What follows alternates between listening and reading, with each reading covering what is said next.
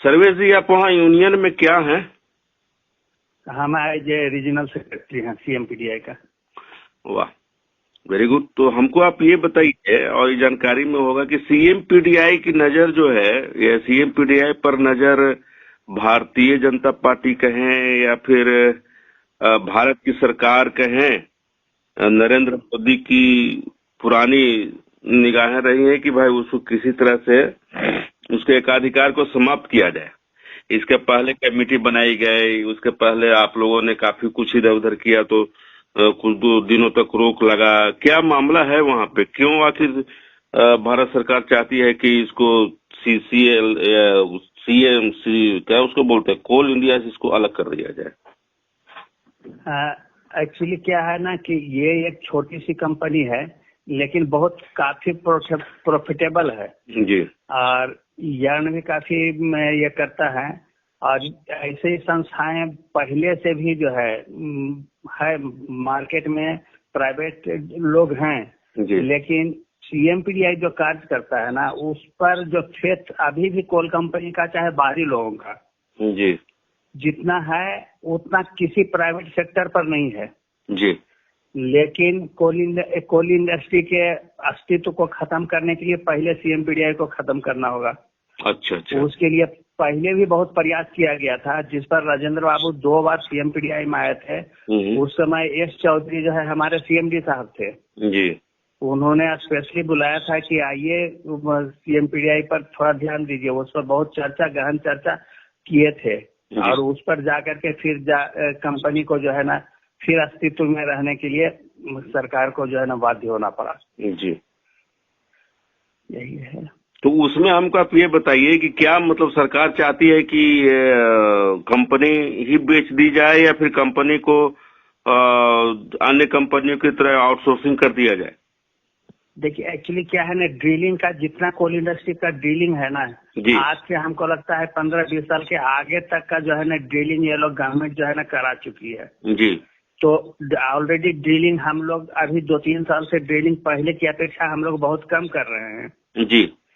तो ये ड्रिलिंग को जब आगे कर लिया है तो सोचता है कि इसको अभी हम लोग कुछ इधर दूसरे तरफ भी मोड़ेंगे तो हमको अभी कोई अस्तित्व पर कोई अंतर पड़ता नहीं है। ड्रिलिंग पर कोयला के प्रोडक्शन पर कोई अंतर नहीं पड़ता है जी। लेकिन ड्रिलिंग के अलावा और जितने चीज एक्सपर्टाइज सीएमपीडीआई के पास है जी, उतना एक्सपर्टाइज किसी कोल कंपनी के पास नहीं है जी। इसीलिए तो इसको जो है ना कोल इंडस्ट्री का ब्रेन कहा गया है। तो उसके चलते थोड़ा सा गवर्नमेंट जो है ना सहमति है जी कि जैसे एक बार रानीगंज खान दुर्घटना हुआ था तो वहां पर भी एक्सपर्टाइज लोग यहीं से लोग किए थे और जो भी होता है तो यहाँ एक्सपर्ट लोग हैं जिसके चलते। लेकिन सरकार तो चाहती है ना कि सभी को हम प्राइवेट सेक्टर में, छोटे कंपनी को प्राइवेट सेक्टर में कोई भी ले सकता है। आज जिस तरह से अडानी अंबानी को दिया जा रहा है इसको तो कोई भी कंपनी जो है ना आराम से ले लेगा।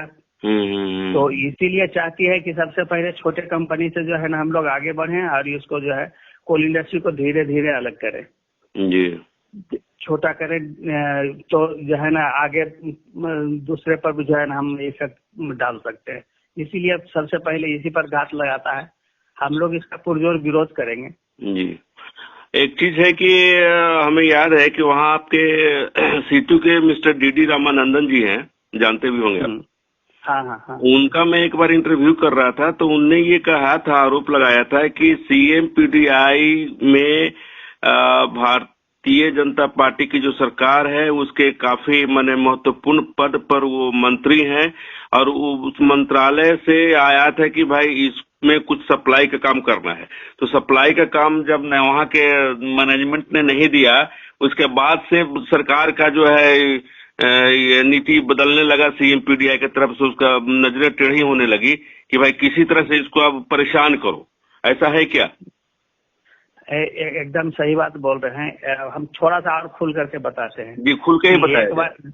हाँ, एक बार ड्रोन का यहाँ पर जो है ना, ड्रोन के लिए जो है ना यहाँ पर था कि ड्रोन से यहाँ पर कुछ जो जिसे कोयला चोरी होता है अदर्स में जो है ना यहाँ ड्रोन सप्लाई के लिए था जी। तो एकदम सही बोले हैं वो कि बीजेपी के नेता का ही जो है ना उस पर जो है नजर था कि ड्रोन का सप्लाई यहाँ पर हम करें इसीलिए आज से हमको लगता है 2-3 साल 4 साल पहले का कहानी होगा जी। हाँ, तो उस पर नजर था, तो उसके बाद जो है ना उनको मिला नहीं, तो इसलिए फिर जो है ना टेढ़ी नजर तो हो ही जाता है उन लोगों का, तो आप जानते ही हैं। तो ये मतलब थोड़ा सा और हम लोग खुलें कि आखिर ये कौन से नेता हैं जो इस तरीके का अपना चाह रहे थे कि अपना काम यहाँ शुरू करें? उसको हम लोग थोड़ा सा अच्छी ही रखें। नहीं, चलिए ठीक है, नो प्रॉब्लम। हम समझ सकते हैं कि भाई चूंकि यूनियन चलाते हैं तो आपको बहुत सारी बाध्यताएं होती है, तो इसलिए काफी कुछ थोड़ा सा देखना सुनना पड़ता है। तो मतलब कुल मिलाकर के हम लोग ये समझे कि सीएम पीडीआई को हटाने के लिए क्या मतलब ये 18 कंपनियों को वही काम दिया जा रहा है या उनको नॉमिनेट कर दिया गया है, ऐसा है, मान्यता दे दी गई है कंपनियों को?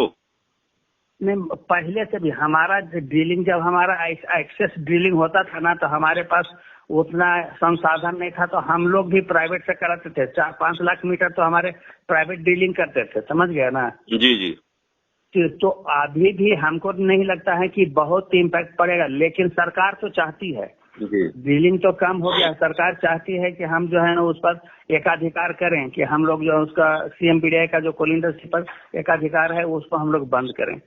तो चाहती है, गवर्नमेंट तो हमेशा चाहती है इस चीज को, लेकिन तत्काल डीलिंग तो कम हो गया। हम लोग भी आजकल हमको लगता है 12 लाख मीटर, जहां 17 लाख 18 लाख मीटर करते थे, अभी 12 लाख मीटर के आसपास में जो है ना उससे भी हम लोग डीलिंग कम कर रहे हैं।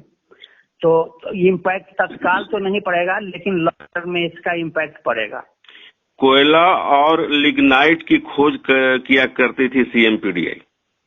हाँ, तो क्या मतलब इसको माने ब्लॉक आवंटन भी होता था कोयले का और खोज के क्या क्या ये लोग एजेंसियां मतलब सीएम पीडीआई करती थी, तो उस काम में गवर्नमेंट की ओर से 18 कंपनियों को मान्यता दे दी गई है कि अब इन लोगों से काम कराया जाए। तो क्या कोल इंडिया के अनुषंगी इकाइयां जो है उसमें भी इन 18 को अगर ले जाया जाएगा, तो ऐसी स्थिति में क्या आपको लगता है कि सीएम पीडीआई का अस्तित्व रहेगा या अस्तित्व समापन की हो जाएगा?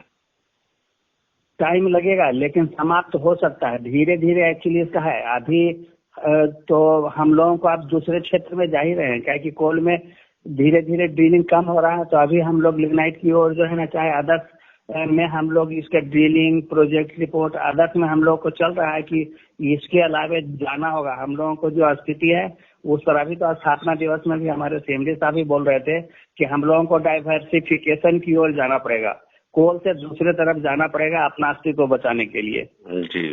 तो इसको तो करना ही पड़ेगा, दूसरे क्षेत्रों में नहीं जाएंगे।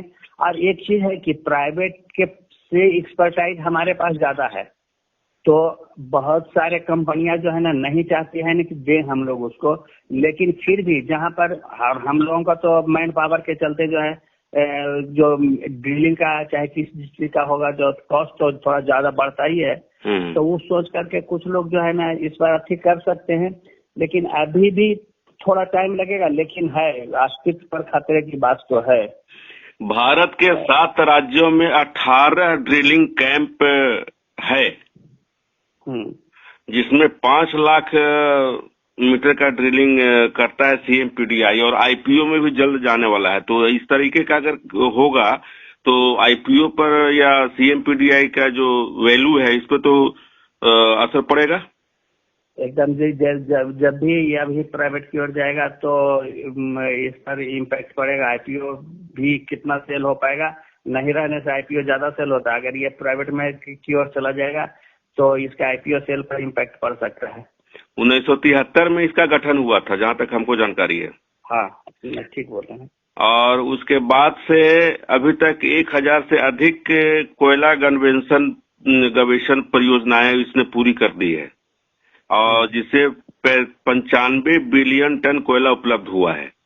तो आपको लगता है कि इस तरीके के काम जो आउटसोर्स में जो आ रही हैं कंपनियां, वो लोग कर पाएंगी? ऐसा नहीं, उतना तो नहीं कर पाएगा, लेकिन वही बोले ना कि अभी हम लोग आगे 20 साल के आगे तक का जो है ना हम लोग पूरा जो है ना गवेषण करके दे दिए है, प्रोजेक्ट रिपोर्ट दे दिए हैं हम लोग की फ्यूचर में क्या कर सकते हैं आगे तक के लिए।